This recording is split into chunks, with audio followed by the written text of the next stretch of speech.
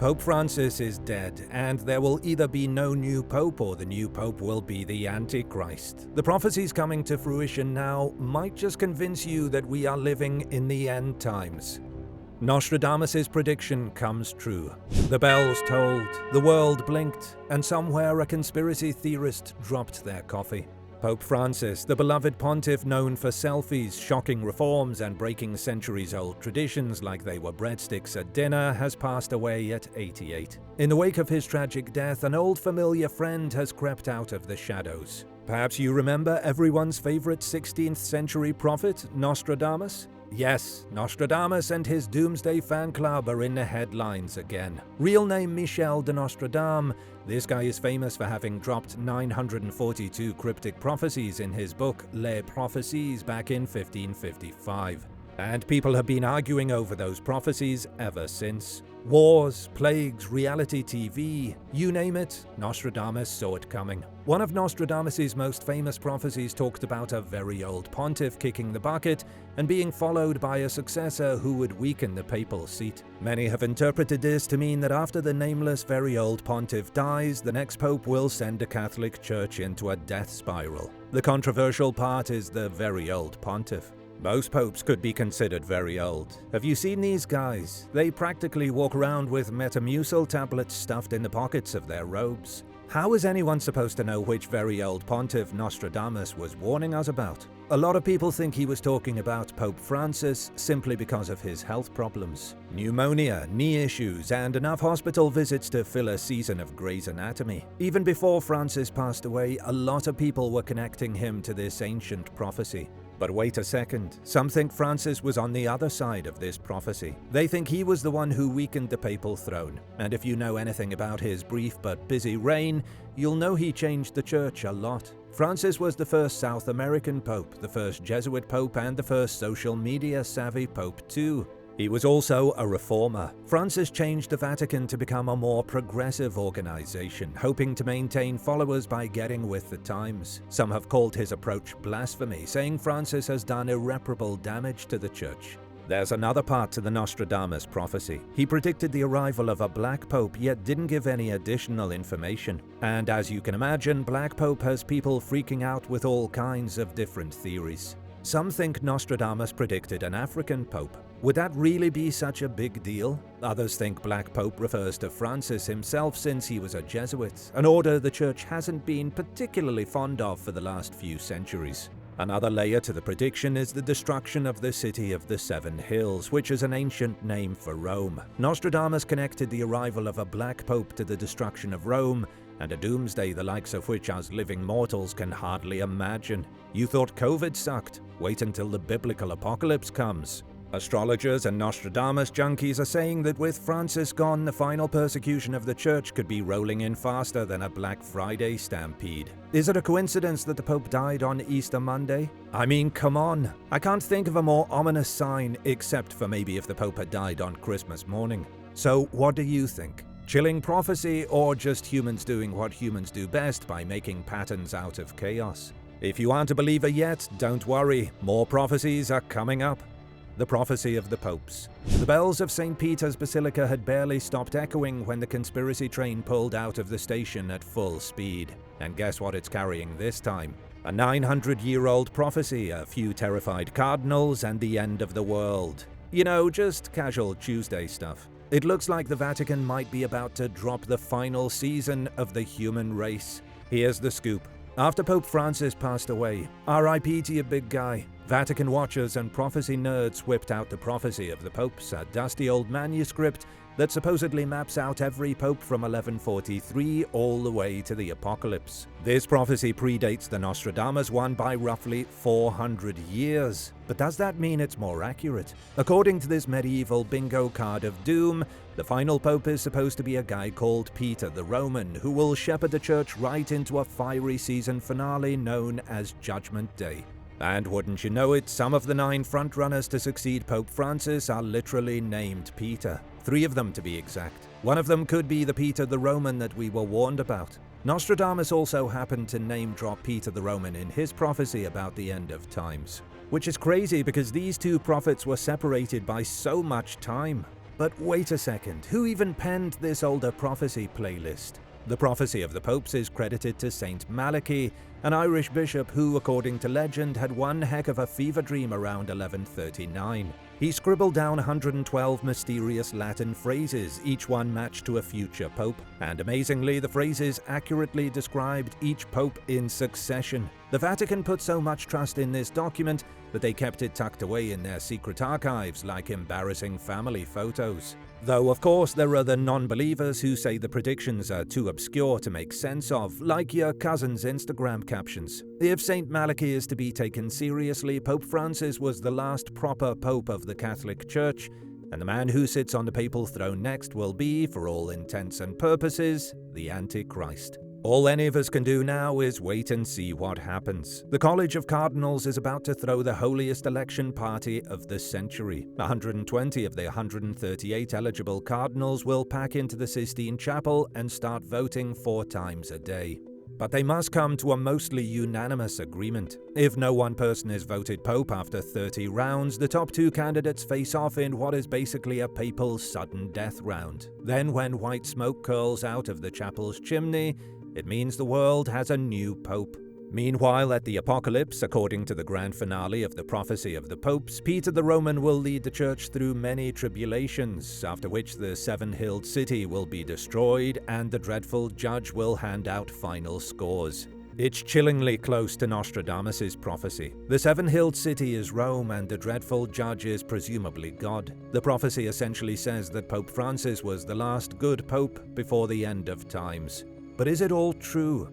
Experts have pointed out that the Prophecy of Popes smells suspiciously like a Renaissance-era piece of fan fiction. Some think it was a clever forgery. Others think it was a 900-year-old bit of trolling from Saint Malachy himself.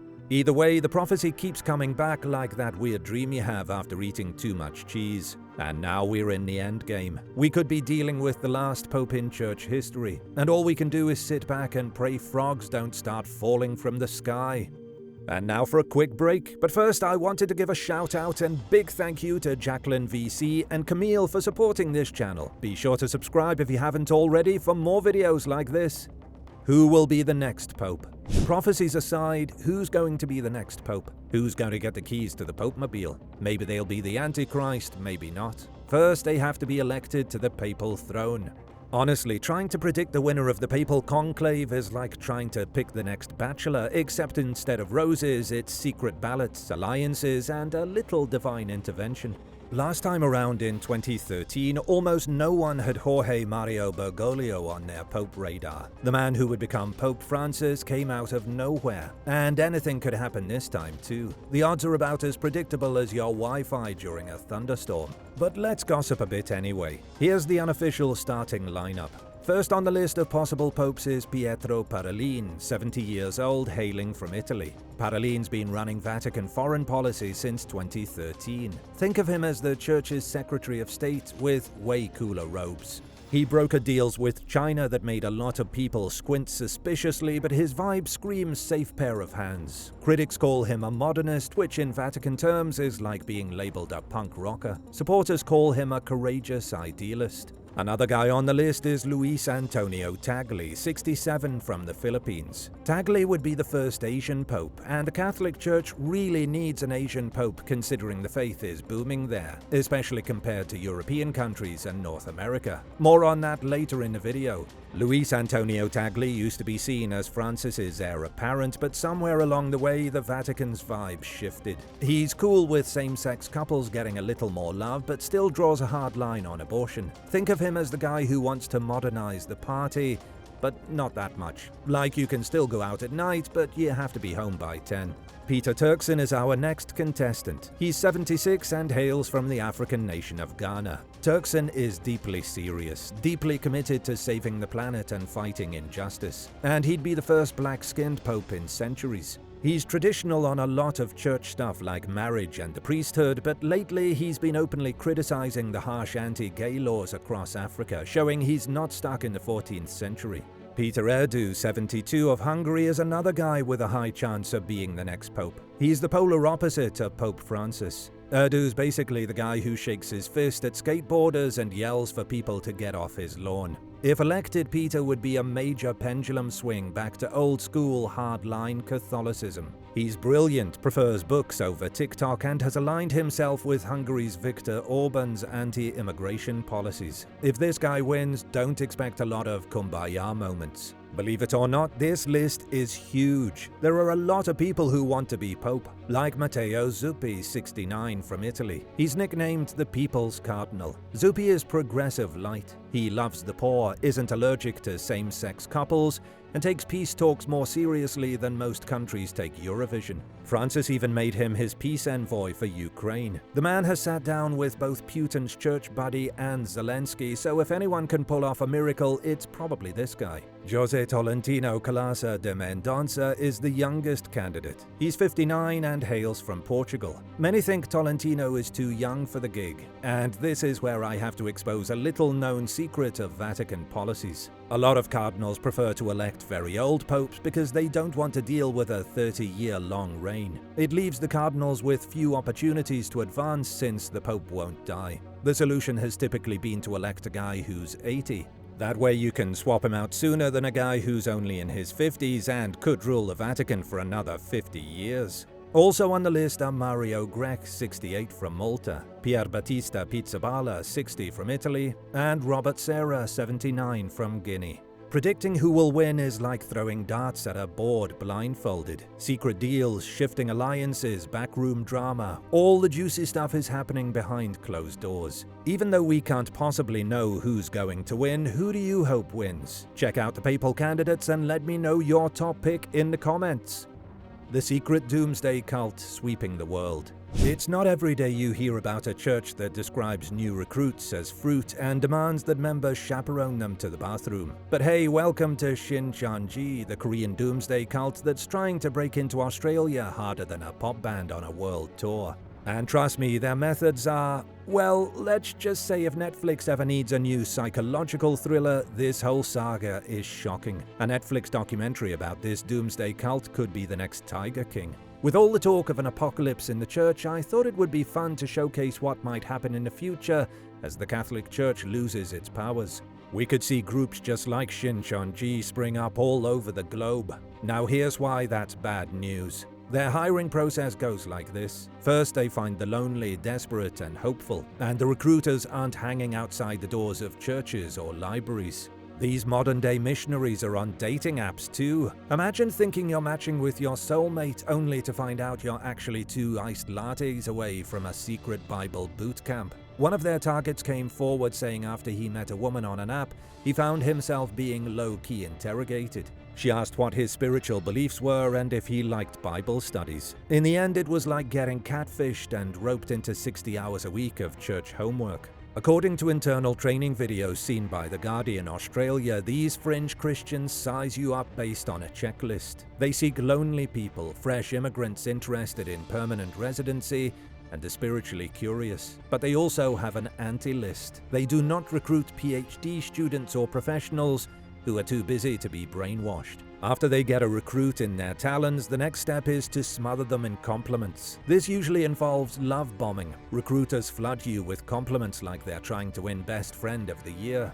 They say things like, "You're so smart," and "You're so special. You were chosen by God himself to be here with us." But don't get too cozy. If a new recruit misses a single Bible study or yawns at the wrong moment, the bashing starts. They're called lazy and ungrateful, and accused of being in cahoots with Satan. Step 3 is taking total control. Once you're hooked, Shincheonji leaders micromanage everything. Going to Bible study? Your recruiter is at your front door. Need a bathroom break? Congrats, they're right outside the stall waiting for you. Training manuals actually warn that fruit-to-fruit contact is dangerous, and so recruits are not allowed to have any contact with each other. They must be monitored constantly and prevented from leaving or talking to other recruits who might share in their discomfort. Step 4 is the secret sauce. Once Shincheonji has you recruited, micromanaged, and brainwashed, it's time to enjoy some sleep deprivation. Matthew Thomas, a former senior recruiter from Perth, spilled the beans on the doomsday cult by saying they had him working 60 hours or more a week, while depriving him of sleep and causing him to slowly go insane. Matthew said he was so wrecked he totaled 3 cars from literally passing out behind the wheel. At one point he was so brain-fried that sermon verses ran through his head like a demonic Spotify playlist he couldn't turn off.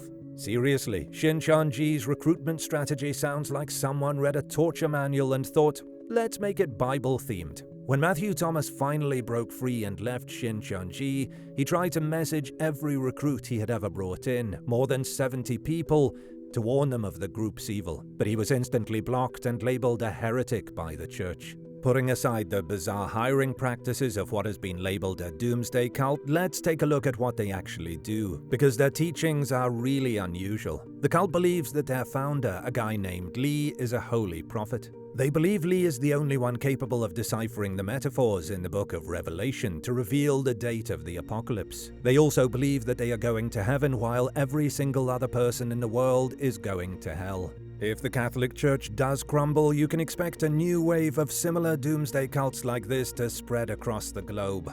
Are you ready for it? Catholicism is losing ground. Bad news, Catholics, you're going extinct. Even if the next pope isn't the antichrist, even if the prophecies are all wrong, the Vatican is still on its last legs. At least it is in America. The Catholic Church in America is bleeding members like a TikTok star losing followers after a scandal. And thanks to the latest Pew Research Center survey, I have cold hard numbers to prove just how messy things have gotten. It's worse than you think. Here are some of the shocking new figures that prove the church is going the way of the dodo. Only 19% of Americans now call themselves Catholic, down from 24% in 2007. That's a huge drop, and it happened faster than I lose interest in my New Year's resolutions. For every 100 people who join a Catholic church, 840 leave. That's an 8-for-1 trade deal that will soon leave the church without any followers. Meanwhile, Protestants are losing people too, but it's not Catholic-level bad. And the agnostics are increasing dramatically. They're up 81%, making atheists almost the largest growing religious group in America. But they're not. Do you want to know who is? Muslim numbers are up 200% in America. While Catholics are going extinct, Muslims are growing exponentially. Keep in mind, they're still a small part of the population, but dang, that growth curve is steep. To sum things up, Christianity in the US is like a sinking cruise ship, and Catholics are the ones who forgot to pack the life jackets. But where are they all going? 56% are piecing out to join the agnostics and ditching religion altogether. A surprising 32% become Protestant. The rest just appear to lose their faith and abandon the church. But wait, there's more, and it's extremely controversial. So if you're in the comments, be nice. The only reason the total number of Catholics hasn't absolutely collapsed in the United States of America is immigration. Without newcomers arriving, US Catholicism would be that one sad kid's birthday party no one showed up to. And fixing the problem is like trying to patch the Titanic with chewing gum.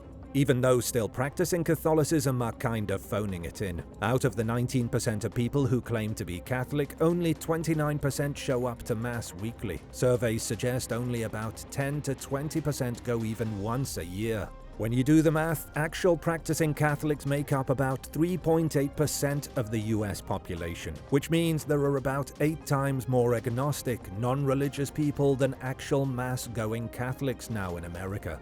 But how did the Catholics get into this mess? Honestly, it's been death by 1,000 bad decisions. Religious indifference is at an all-time high. Endless scandals have turned young people away from religion, parishes are lifeless, and technology is taking people's attention away. If Catholics don't get serious about radical reform, the faith in America is going to keep bleeding out faster than my bank account when the summer sales drop. And there's nothing any pope can do about it. Was Francis an antipope? Another day, another excommunication. No, this isn't John Wick going excommunicado. This is the Catholic Church kicking out its members for claiming Pope Francis was an antipope. There are people who believe Francis was never a real pope. In fact, some say there hasn't been a legitimate pope in 1,000 years. In December 2024, Father Natalis Antonicito decided that if he was going to start a career-ending scandal, he might as well do it in style with a video. In it, he said Pope Francis wasn't just a bad pope or a disappointing pope. Nope, he was an anti-pope.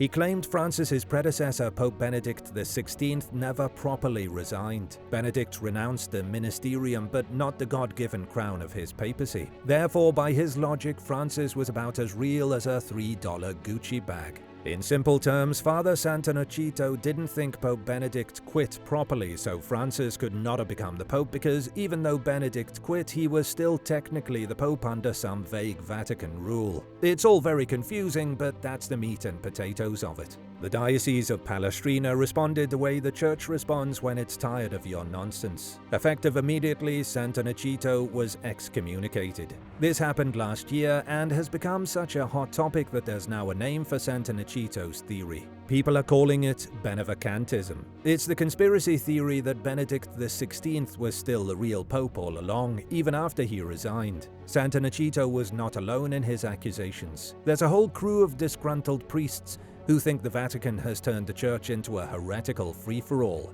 And Francis was at the center of the trouble. Sant'Annunzio wasn't exactly what you'd call a hardcore rebel before all this. He was ordained in 2023, celebrated Mass like everyone else, and generally kept his opinions to himself. Then he openly bashed the Pope and was kicked out of the Church. And there were others. Father Ramon Guidetti was excommunicated on January 1, 2024, after giving a Christmas homily that called Francis a usurper. Santa was not happy. Father Fernando Maria Cornet was booted on November 13, 2024, after writing a book titled Habemus Antipapam, which, spoiler alert, suggests Pope Francis was an antipope.